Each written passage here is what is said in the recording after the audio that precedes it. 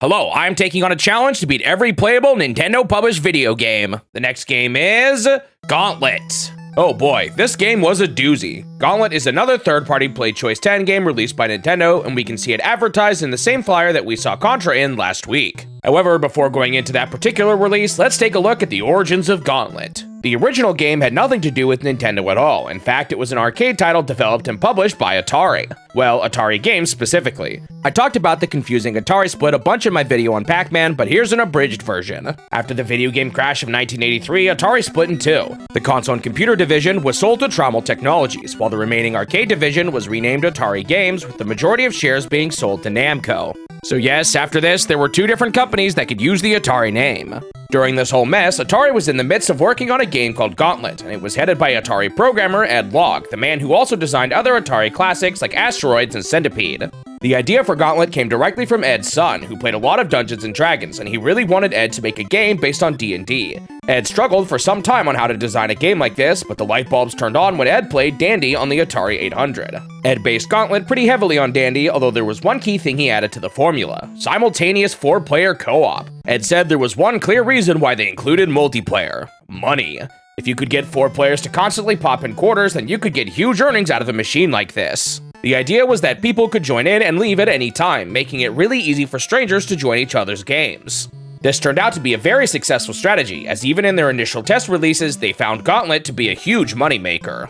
Atari Games published the title themselves in the West, and it was published by Namco in Japan. For the next few years, the game received all kinds of ports, including one on the NES. This version actually featured entirely different levels, and the port was designed by a guy named Eric Horn, who for some reason made his eyes completely white in his picture on his website. Freaky.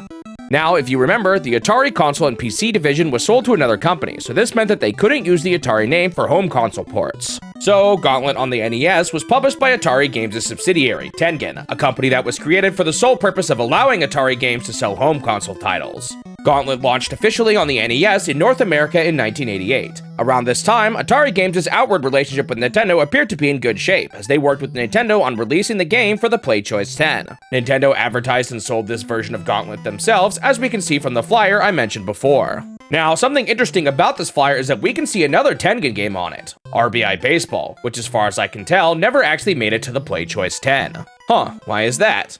Well, if you've watched my video on Pac-Man, you'll know that the relationship between Nintendo and Atari Games turned extremely sour. Atari was fed up with Nintendo's third-party rules and restrictions, and the two started to engage in back-and-forth legal battles. Tengen even started releasing their games unlicensed on the NES, meaning there's both licensed and unlicensed versions of Gauntlet on it. This ended up exploding in Atari's face, as the court found Atari guilty of lying to the Copyright Office in order to obtain the code to Nintendo's NES lockout system, which they allegedly used to circumvent it. Interestingly, while researching for this video, I found out that Ed Logg doesn't actually think Atari used the NES 10 code at all, as he claims Atari was already working hard on reverse engineering it before they obtained the code. However, Ed didn't work on it himself, and the court did find that there was substantial similarities between Atari's and Nintendo's code, so it still seems entirely possible to me that their reverse engineering efforts were unsuccessful and they still ended up using the code they acquired from the Copyright Office. Anyway, it's highly likely that this whole fiasco is why Gauntlet ended up being the first and only Tengen game to have been sold by Nintendo on the Play Choice 10. Apparently, some people still believe that Play Choice 10 copies of RBI Baseball might be out there, but no one has been able to provide any proof that they ever actually existed. The best I found were some screenshots of a board where a new sticker was placed over an old sticker of RBI Baseball. This makes me think that Nintendo might have even started to produce RBI Baseball Play Choice 10 boards, but then repurposed them all before they actually hit the market.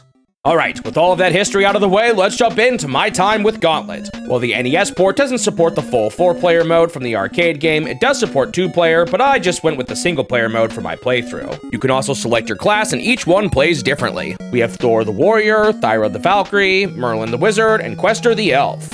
I remembered hearing that the elf was the best, so that's who I selected first. Once again, we've got zero story explained in-game, so let's see what the manual has to say about it. Some evil dude named Morak the Evil One was using evil magic on the inhabitants of a place called Rendar. Only the sacred orb can stop him, but he hid it deep within the Gauntlet. Apparently, some kind of magic portal can only take 2 people to the Gauntlet, which I guess is how they explained the game only supporting up to 2 players. My mission was to pick a hero and find the sacred orb deep within the Gauntlet.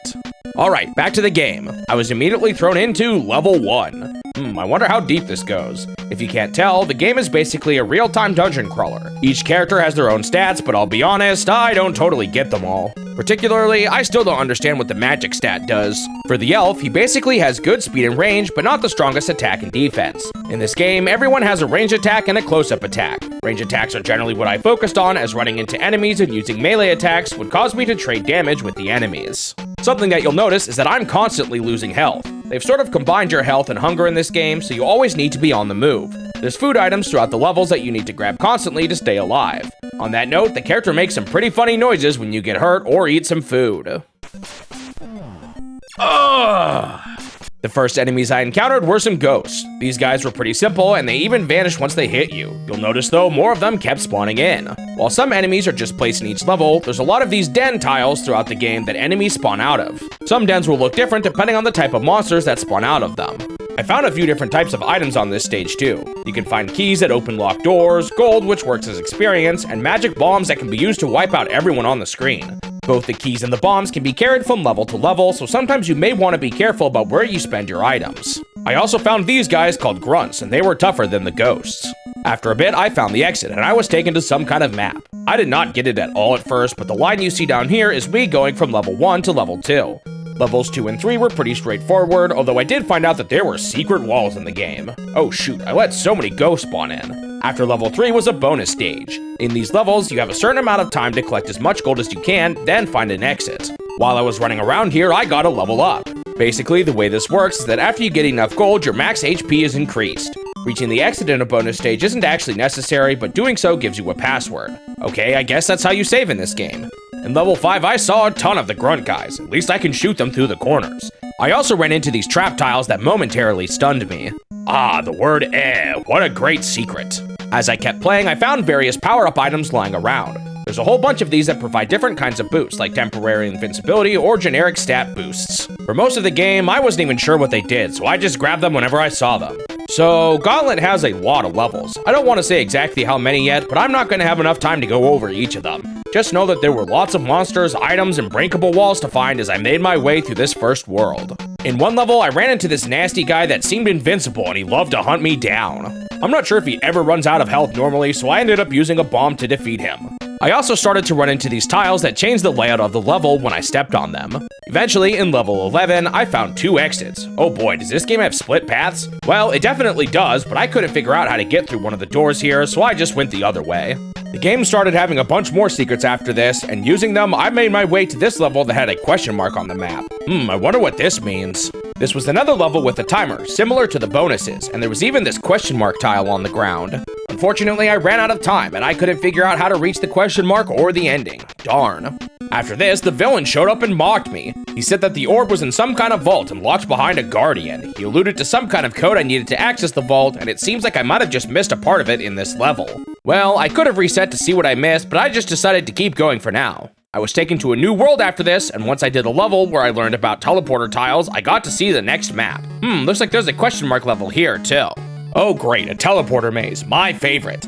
The game started to introduce more enemy variants too. I didn't realize this while playing, but the manual totally tells you what levels have the secret paths. That sure would have been useful while I was playing. Well, I made it to the question mark stage again, and while I did get the question mark tile, I didn't even finish the level in time, so it didn't count. Come on. Oh boy, one of the levels later on took me back a level. Looks like there's some loops and bad paths in this game. Wow, look at all these exits. Which is the right one? After going back and forth a few times, I finally found the path forward. Yeesh. The rest of the world was pretty normal, just a bunch of levels full of bad guys and traps. Eventually, I reached this combination of power-ups that I kinda hated. One made my arrow super powerful that could pierce through multiple enemies, and another made my arrow bounce off walls. Now, this combination might sound like it would be good at clearing out big groups, but unfortunately, once you fire the arrow, you have to wait for it to stop bouncing to fire another one. You only get one projectile out at a time, so this combo ended up being kind of rough. This was basically the last level of World 2 though, and up next was World 3. Looks like there are 5 worlds in total. Whoa, this world has 2 question mark stages in it. Unfortunately, I completely missed the first one. Whoops. Oh hey, I finally passed level 50. If I just passed 50 in the middle of World 3 of 5, that sounds like 100 total levels, huh? As I said before, I'm skipping a lot here, but man, there's just so many stages in this game. Well, shoot, it looks like I missed another one of those question mark levels. Yeesh, I'm doing terrible with these so far. As the world carried on, I almost ran out of health. I even started going down into the double digits. Thankfully, reaching the exit of a bonus level refills all of your health. Phew, that was actually kind of close. Well, I missed both of the question marks, but I made it to World 4. Things seem to be going well enough so far. I was getting passwords after every bonus level, so how much harder could this get? World 4 started off with these annoying levels where you couldn't even see the walls. Real fun.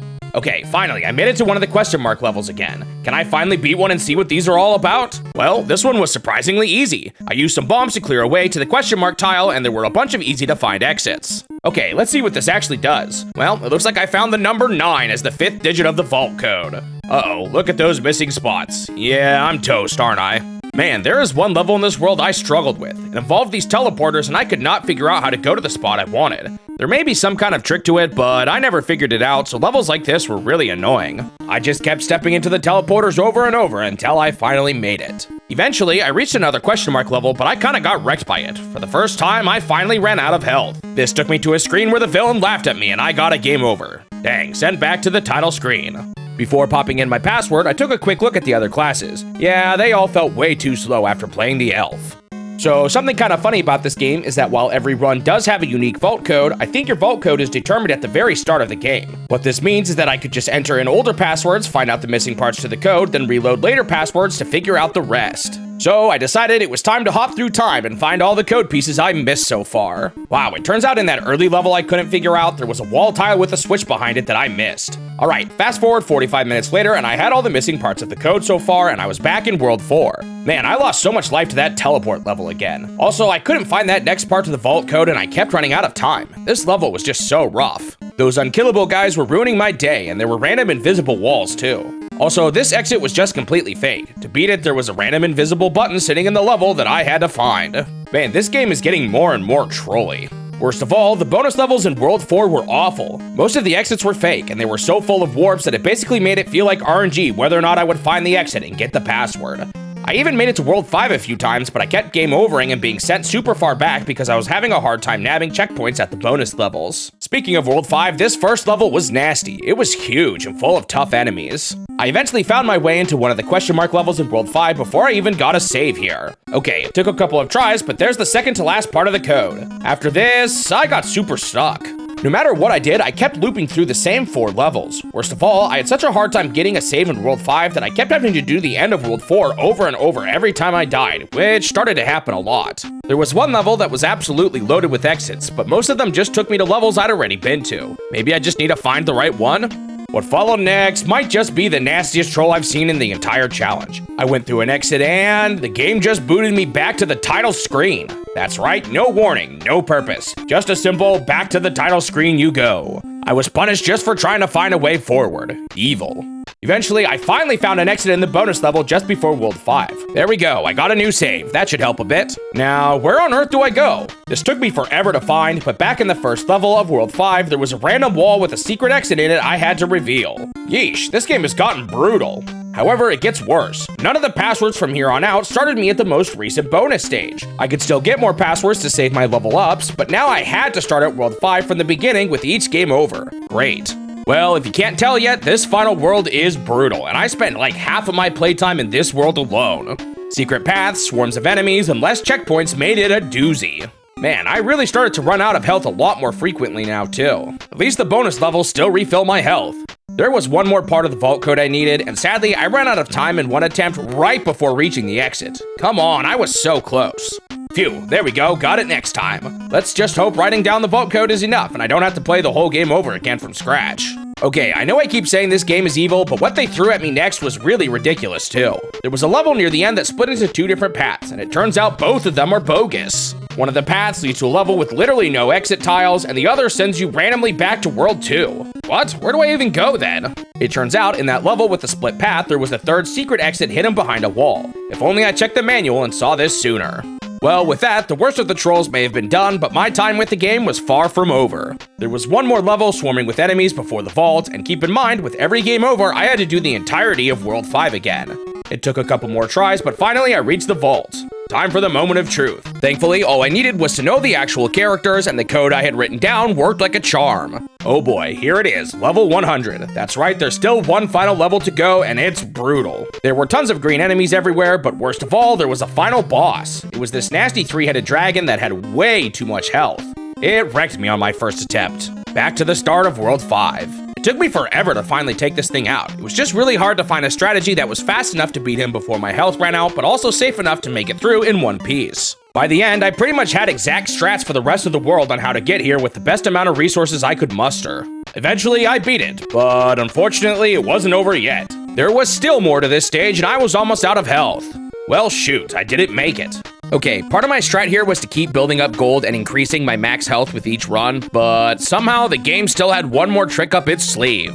At a certain point, the password system totally breaks. Basically, if you get enough gold, they goofed up somehow and the passwords straight up don't work. When you try to enter it, you just start a new game instead. Now, I was already at the furthest save point in the game, but this basically meant that once I got enough gold, I wasn't allowed to level up at all anymore since the password system fell apart. It's still kind of nasty, but at least I didn't hit this point before reaching the final checkpoint. Anyway, it took over an hour of attempts, but I finally had a run going where I killed the dragon with over 400 life points remaining. I eventually reached the exit, but I didn't have the orb yet. Is the orb that weird egg-looking thing over there? I had to do a bit of back and forth with some buttons, but finally I had access to the orb. I nabbed it, stepped through the exit portal, and it was finished. Phew, with the orb obtained, Morak fled and peace was restored. Wow, so I didn't even fight the guy? I don't even care anymore. I'm just glad I beat it. With that, Gauntlet was complete.